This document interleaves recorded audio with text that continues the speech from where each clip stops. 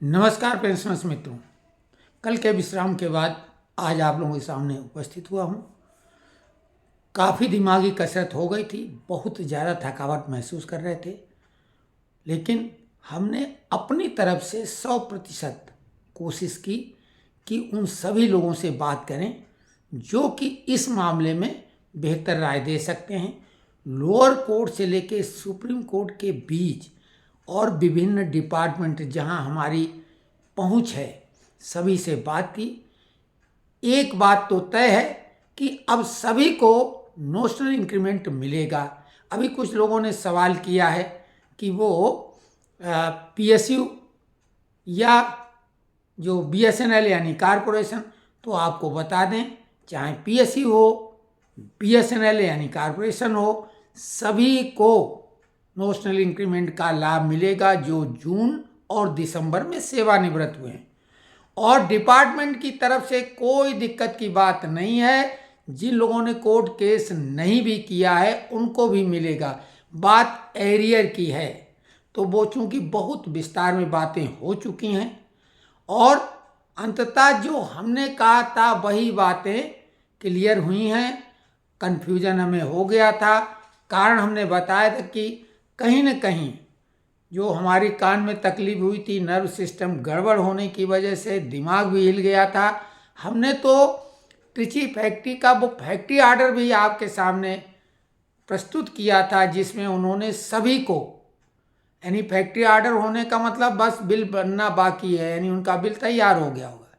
लेकिन अभी 20 फरवरी के आदेश के बाद सुप्रीम कोर्ट का जो आदेश नोशनल इंक्रीमेंट पर आया है, डिपार्टमेंट तो सभी को देने के लिए तैयार है, लेकिन वो इंतजार अभी भी कर रहे हैं, चाहे वो केस जीत के आए हैं या प्लेन एप्लीकेशन दी या जिन्होंने नहीं भी दिए, वो इंतजार कर रहे हैं डीओपीटी के लेटर का। क्योंकि आप सभी को मालूम है कि सुप्रीम कोर्ट कैग उतना महत्व हम लोगों के लिए नहीं रखती जितना कि डीओपीटी और डिपार्टमेंट ऑफ एक्सपेंडिचर ही मिलके भुगतान की व्यवस्था करते हैं। तो डीओपीटी के आदेश का इंतजार है।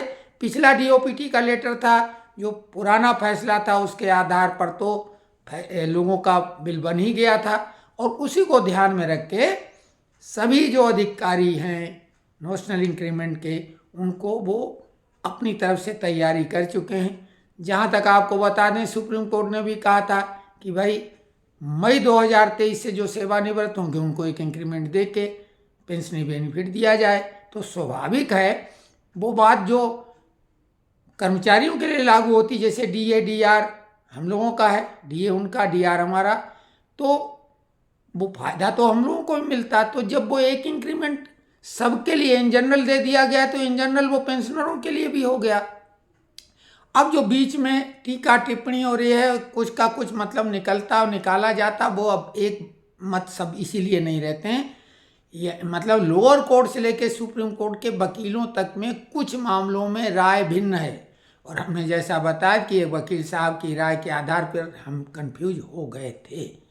तो खैर ये मामला तो अब क्लियर है, लेकिन महत्वपूर्ण विषय था जिस पे हमने आपसे कहा था कि 18 मार्च को नई दिल्ली में दिग्गज नेताओं की बैठक हुई थी पे कमीशन को लेके, लेकिन अभी क्या तय हुआ वो सामने आया नहीं। यानी अभी भी वो फिटमेंट फैक्टर जो सबसे बड़ा मुद्दा है उस पर एक मत या तो नहीं हो पाए, लेकिन अभी वो फाइनल नहीं कर पाए। 2.57 से लेके 2.86 और कुछ लोग 3% के ऊपर की बात कर रहे हैं। भिन्न भिन्न नेता सब बढ़ चढ़ कर अपनी बात रख रहे हैं, लेकिन जैसे ही कोई एक मत राय आएगी हम निश्चित तौर से तत्काल आपको बताएंगे। जहाँ तक एक बेहद महत्वपूर्ण मामला 18 महीने के डी एरियर का है, ये मुद्दा नेशनल काउंसिल जेसीएम का है और हल हो जाएगा। हाँ, पे कमीशन का कम्यूटेशन का मामला बनता है, फिक्स मेडिकल अलाउंस का बनता है, और अन्य जो भत्ते वगैरह मिलते हैं कर्मचारियों को, उस मामले को लेकर बनता है। लेकिन पेंशनरों के लिए तो कम्यूटेशन, फिक्स मेडिकल अलाउंस और जो फिटमेंट फैक्टर लागू होगा वो पेंशनरों के लिए। साथ में पेंशनरों का एक अलग मुद्दा है 5% पेंशन 5 वर्ष वाली, वो मामला नेशनल काउंसिल में भी हो सकता है और नहीं तो पे कमीशन में भी हो सकता है। ये दोनों का साझा मामला है। नेशनल काउंसिल की अगली बैठक बेहद महत्वपूर्ण होगी, क्योंकि 18 महीने डीए एरियर पर अब हम लोग आशा तो कर ही सकते हैं, क्योंकि सरकार का रुख थोड़ा तो यानी कर्मचारियों के फेवर में जो 12 लाख का उन्होंने इनकम टैक्स का दिया है तो उससे लगता है। लेकिन हाँ, नोशनल इंक्रीमेंट पर जो एसएलपी डीओपीटी ने लगाई थी तो स्वाभाविक है लोगों में थोड़ी तो नाराज़गी हुई थी। अब जो मामले हैं, एक तो जो लोगों ने पूछा है कि पीएसयू वालों को भी लाभ मिलेगा। एक सज्जन ने बीएसएनएल की बात की। तो देखिए, जितने भी सरकारी डिपार्टमेंट हैं, चाहे वो मिनिस्ट्रियल हों जैसे कि रेलवे, डिफेंस वगैरह, या पीएसयू वाले हों, मिनी रत्ना, नवरत्ना, महारत्ना, या कारपोरेशन वाले हों, तो ये सभी हैं तो सरकारी, और इन सभी को वो सारे लाभ मिलेंगे जो कि सेंट्रल गवर्नमेंट के कर्मचारियों को मिलते हैं। जैसे कि डीए वृद्धि होती है सेंट्रल गवर्नमेंट के कर्मचारियों के लिए, पेंशनरों के लिए जो रिटायर हो चुके हैं उनके लिए डीआर है, और जो पीएसयू वाले हैं वही आईडीए है। अंतर ये है कि ये छमाही है और आईडीए क्वार्टरली है। तो लाभ बिल्कुल नोशनल इंक्रीमेंट का भी मिलेगा, इसमें कोई शक शुबा नहीं है। तो आपको और डिटेल में जानकारी, बहुत सारे कमेंट्स हैं, व्यक्तिगत एक जो हमारे मित्र हैं उनका नाम लेके भी हम बताएंगे।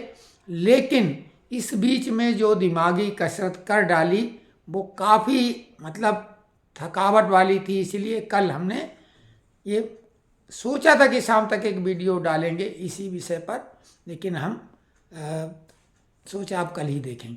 तो कुल मिला के एक चीज़ का वादा फिर भी करते हैं कि आप लोगों के सामने जो जानकारी देंगे उसको हम अपने ढंग से समझ के, बूझ के, और उसकी सत्यता को कसौटी पे परख के ही आपको बताएंगे, भले थोड़ी सी देर लगे। और हर मुद्दे पर आपको हम जानकारी अवश्य देंगे जो हम लोगों के हित में होगी, जो हम लोगों की जानकारी लायक होगी। वीडियो को बहुत लंबा हम अब नहीं खींचा करेंगे, क्योंकि बड़े वीडियो को कोई देखता नहीं है। डीए मर्जिंग की भी बात कर रहे हैं, हमें तो वो अब कुछ नहीं लगता डीए मर्जिंग का क्या मतलब है। पे कमीशन तो 1 जनवरी 2026 से लागू होगा, और जहाँ तक जुलाई 26 तक आ भी जाएगा। तो अब डीए मर्जिंग का कोई मामला इसलिए नहीं है क्योंकि डीए तो ज़्यादा कोई इतनी हो ही नहीं चुकी है। अभी जनवरी से 2% वो बढ़ी है, और उस हिसाब से भी वो कोई इतनी नहीं हो गई है कि वो मर्जिंग की बात करे। और खैर वो आगे क्या होगा वो उतना महत्वपूर्ण नहीं है, फिटमेंट फैक्टर महत्वपूर्ण है, वो कर्मचारी लोग तय कर लेंगे। और नोशनल इंक्रीमेंट पर भी जो और सवाल इसमें है उसके आधार पर एक वीडियो बनाएंगे। हम कहीं पर से पलायन नहीं करेंगे और हर सवाल का जवाब देंगे। लेकिन धन्यवाद आप सभी को, जो आलोचक भी हुआ करते थे उन्होंने भी इस मामले में सपोर्ट किया, क्योंकि उन्हें मालूम हो गया कि इनका स्वास्थ्य ठीक नहीं है और इनकी कोशिश में 100% ईमानदारी है, और पूरी मेहनत जितनी कर सकते हैं उतनी इन्होंने की, और ये हकीकत है, यही हम कर सकते हैं। और क्या, तो धन्यवाद आप लोगों को हम देंगे कि भाई आप लोगों ने पूरा सहयोग किया, हौसला अफजाई की, यही आप कर सकते हैं, और जो हम कर सकते हैं वो हमने किया। लेकिन हम निवेदन करेंगे वीडियो पूरा देखा करें ताकि पूरी बात समझ में आए, हम कब कहाँ पे कौन सी बात कहते हैं, तो वो बीच में एक रिदम न हो कि कई बार वो मतलब टुकड़ों टुकड़ों में बात आती। तो पूरा वीडियो देखेंगे तो फिर दोबारा उस सवाल को पूछने की ज़रूरत नहीं पड़ेगी।